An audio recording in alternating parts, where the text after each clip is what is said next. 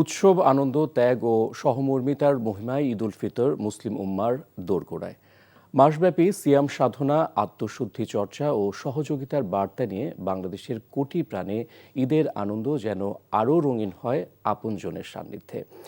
ঈদ উদযাপনে ভিন্নতা এসেছে, কিন্তু মানবিক সমাজ গঠনে সর্বস্তরের মানুষ এগিয়ে এসে এক কাতারে সামিল না হলে সত্যিকার সার্থকতা আসবে না বলে মনে করেন ইসলামী চিন্তাবিদ ও নগরবিদরা।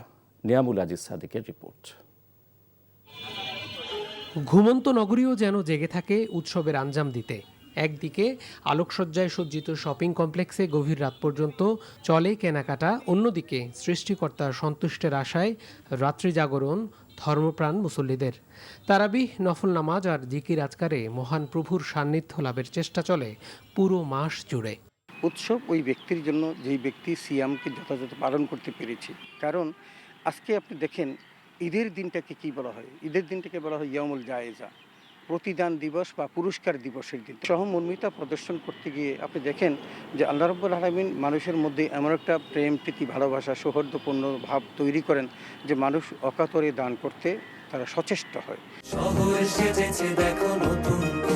রোজায় ঢাকা বিশ্ববিদ্যালয় সহ বিভিন্ন স্থানে কাওয়ালি, গজল এবং মুগ্ধতার সঙ্গে সেহরি উৎসবে যোগ দেন অনেকে।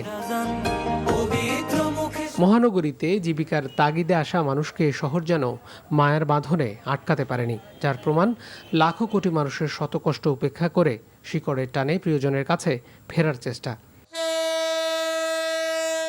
রেল স্টেশন, বাস কিংবা লঞ্চ টার্মিনালে মানুষের উপচে পড়া ভিড়, নিজের মতো করে কয়েকটা দিন উপভোগের জন্য। পোশাক পরিচ্ছদ, আচার ব্যবহার, খাবার দাবার সবকিছুতে একটা পরিবর্তন এসছে, যেটা গ্রাম থেকে খানিকটা হলেও ভিন্নতা এখানে আছে। বাংলাদেশের বিভিন্ন প্রান্ত থেকে কোটি মানুষ ঢাকায় বসবাস করেন। তারা আবার ঈদের সময় নারীর টানে বাড়ি ফিরে যান, কারণ এই শহরটি তাদেরকে ততটা আপন করে নিতে পারেনি যতটা তাদের জীবন জীবিকা দরকার। এ শহরে যেমন একদিকে দামি ব্র্যান্ড আর লাখ টাকার শপিং চলে, তেমনি ফুটপাতে দেখা মেলে ভাগ্য বিড়ম্বিত ছিন্নমূল মানুষের, যাদের দুবেলা খাবার জোটাতেও হিমশিম খেতে হয়।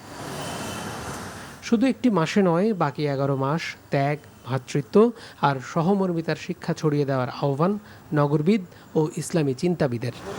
Niamul Aziz Sadiq, NTV news, Dhaka.